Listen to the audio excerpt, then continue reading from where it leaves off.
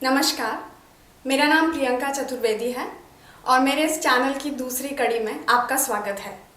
तो पिछले सप्ताह ये प्रयोग शुरू हुआ था जहाँ पे मैंने अपनी पहली कविता का पाठ किया था और आप सभी लोगों ने मेरी इस प्रयोग को इतना सराहा, अपनाया, प्यार दिया, उसके लिए मैं तहे दिल से आपका शुक्रिया अदा करना चाहती हूँ।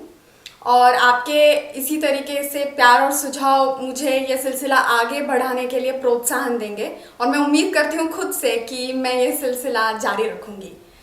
तो आज हम लोग दूसरी कविता सुनने जा रहे हैं। ये भी कविता मैंने कुछ समय पहले लिखी थी और मैं उम्मीद करती हूँ कि इस समय आप सभी लोग अपने घर में स्वस्थ हैं और सुरक्षित हैं और घर में हैं। और जब हम घर में होते हैं तो हम कई सारी बातों पर चर्चा करते हैं, कई सारे विषयों पर चर्चा करते हैं और चर्चा करना एक बहुत अच्छी चीज़ है। मेरे ख्याल से हम सभी लोगों को वो करना पसंद है, चाहे अपने घर वालों से, दोस्तों से, फ़ोन में, सोशल मीडिया में, अलग अलग प्लेटफॉर्म द्वारा हम चर्चा करते हैं और चर्चा करने से कई मसलों का हल भी निकलता है।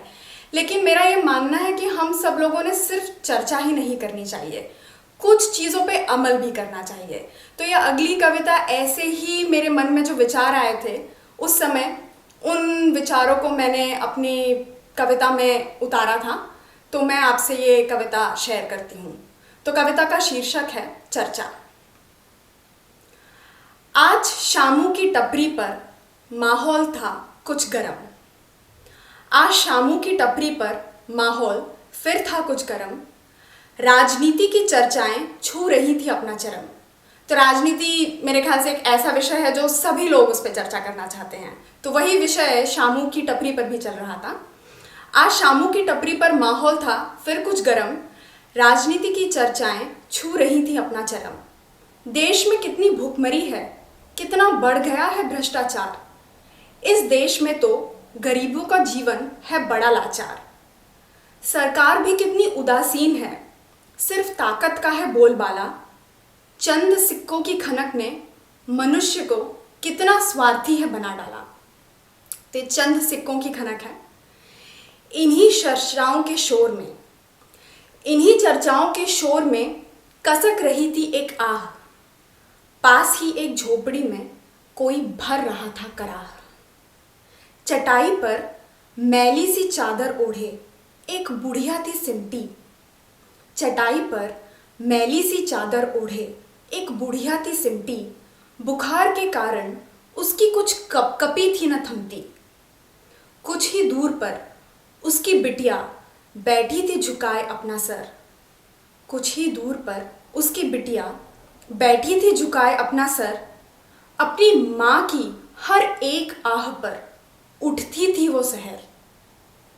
तेल की कुछ बूंदों ने, ध्यान से सुनिए, तेल की कुछ बूंदों ने उसे असमंजस में था डाला। तेल की कुछ बूंदों ने उसे असमंजस में था डाला। क्या वो जलाए इसमें घर का चूल्हा या वो करे उजाला। घड़ी की टिक टिक पर कुछ और समय था बीता। घड़ी की टिक टिक पर कुछ और समय था बीता।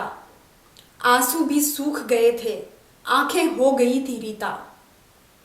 कुछ देर बाद उस झोपड़ी की ओर मुड़ी थी एक राह। कुछ देर बाद उस झोपड़ी की ओर मुड़ी थी एक राह। लेकिन तब तक उस झोपड़ी में शांत हो चली थी वह आह। शामू की टपरी पर अब भी जारी था चर्चा। शामू की टपरी पर अब भी जारी था चर्चा। कौन उठाएगा उस अबला नारी के कफन का खर्चा। कौन उठाएगा उस अबला नारी के कफन का खर्चा। नमस्ते।